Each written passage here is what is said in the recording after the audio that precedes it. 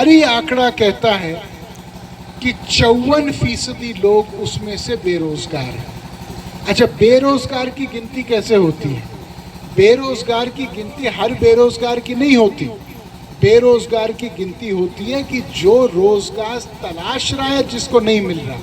बहुत सारे लोग तो डर के मारे या शर्म के मारे बोलते ही नहीं है कि हम रोजगार तलाश रहे हैं, वो शांत रहते हैं।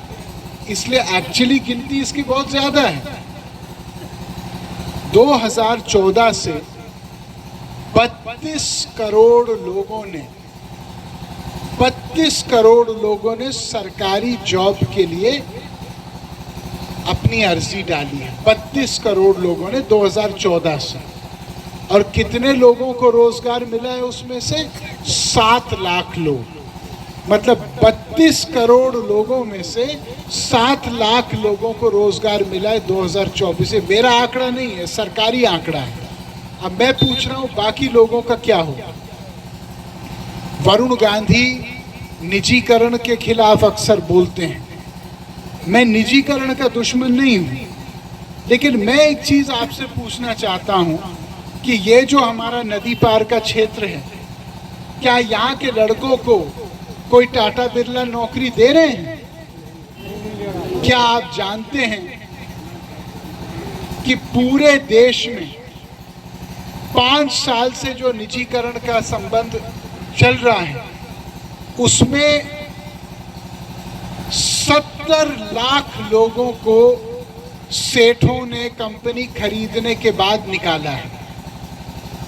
क्योंकि आप भी जानते हैं कि यदि कोई सेठ एयरलाइन खरीदेगा, एयर इंडिया खरीदेगा, रेल खरीदेगा, सेल खरीदेगा, BHEL खरीदेगा, तो मुनाफे के लिए खरीदेगा ना, प्रॉफिट के लिए खरीदेगा। कोई जन सेवा के लिए तो खरीद नहीं रहा। तो उसमें जो सरकार ने लोग रखे होंगे, उनको कमी तो करेगा अपना कॉस्ट कम करने के लिए। उन लोगों का क्या होगा? अब मुझे एक बात बताइए, मान लीजिए आप के बड़े भाई या पिताजी नौकरी कर रहे हैं पिछले 20 साल से, और की उम्र केवल 45-50 साल है, और उनको हटा दिया नौकरी से, तो क्या 50 साल के आदमी को कोई नया नौकरी मिलेगी? वो तो बेचारा बेकार हो गया ना जीवन के लिए। फिर उसके परिवार का क्या होगा? 70 लाख लोग निकाले गए हैं। मेरे अपनों 70 लाख लोगों का मतलब है एक आदमी का 5-6 लोगों का परिवार तो होता है। 4 करोड़ लोग बेकार हो, उनके सपनों का क्या होगा?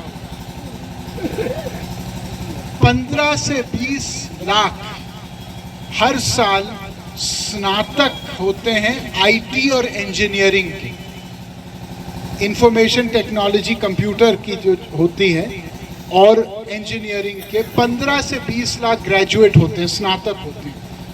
लेकिन पिछले साल का आंकड़ा क्या है कि 15% लोगों को उनमें से नौकरी मिली है।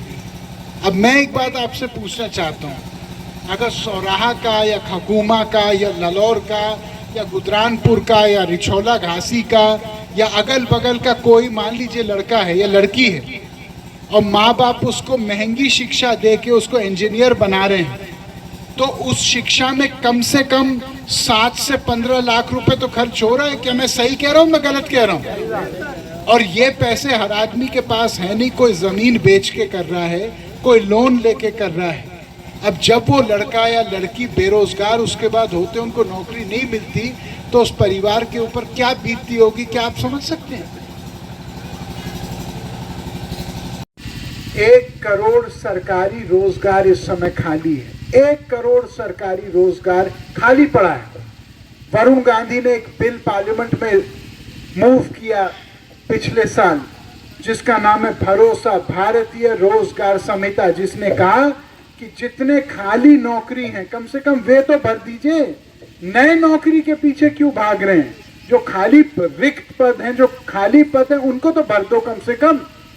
एक खाली पद नहीं भरा गया। क्यों? क्योंकि पैसे बचाने हैं। पर किसके लिए पैसे बचाने हैं? सरकार का काम कोई व्यापार या व्यवसाय का तो है नहीं। सरकार का काम है जो लोग खुद खड़े नहीं हो सकते, उनको खड़े होने में 1-2 हाथ इस्तेमाल करने हैं। लेकिन दुख की बात यह है कि स्थायी शक्ति नहीं दी जा रही। क्या शक्ति दी जा रही है? आटा दाल चना। चुनाव जब आता है, आटा दाल चना। तेरी मोहब्बत में हो गए फना, तेरी मोहब्बत में हो गए फना, मांगी थी नौकरी मिला आटा दाल चना। वरुण गांधी ये नहीं चाहते। वरुण गांधी ये चाहते हैं कि यहाँ जितने लोग हैं उनको भविष्य के लिए एक सम्मानजनक रास्ता मिले। वो ये चाहते हैं कि जो अवसर मेरे बेटी को मिले वही अवसर आपके बेटी को मिले। वो ये चाहते हैं जो हट्टे कट्टे नौजवान हैं इनकी जवानी बेकार ना जाए, ये देश के काम आए और उनके काम आए।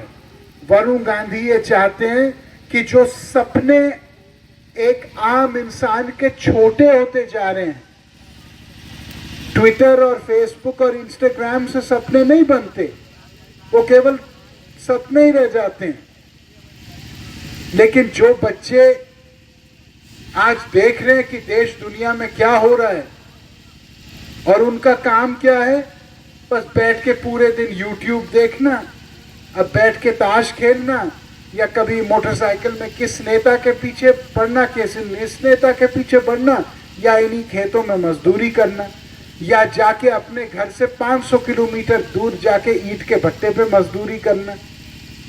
ये कोई जीवन नहीं है। और जब तक वरुण गांधी जैसे लोग राजनीति में है, मैं आम इंसान की लड़ाई लड़ते रहूंगा, अपनी आवाज उठाते रहूंगा। मैं यहाँ पे राजनीति में इसलिए नहीं आया हूँ कि मैं अपनी जयकारा कराऊं। मैं राजनीति में इसलिए आया हूँ क्योंकि मैं बाकी के तरह एक कायर नहीं हूँ, मैं बाकी के तरह एक कमजोर आदमी नहीं हूँ जो केवल अपने फायदे के लिए चाटुकारिता चमचागिरी करते हैं। मैं राजनीति में आया हूं ताकि आम इंसान की लड़ाई हम मूक दर्शक के तरह नहीं, हम एक भाई के तरह लड़े। आम आदमी की लड़ाई के लिए आवाज उठाई जाए। आम आदमी की लड़ाई मौन के तरफ ना जाए, क्योंकि अगर आम आदमी की लड़ाई मौन के तरफ चले गई तो माफ करिएगा, हमारा लोकतंत्र भी मौन के तरफ चला जाएगा।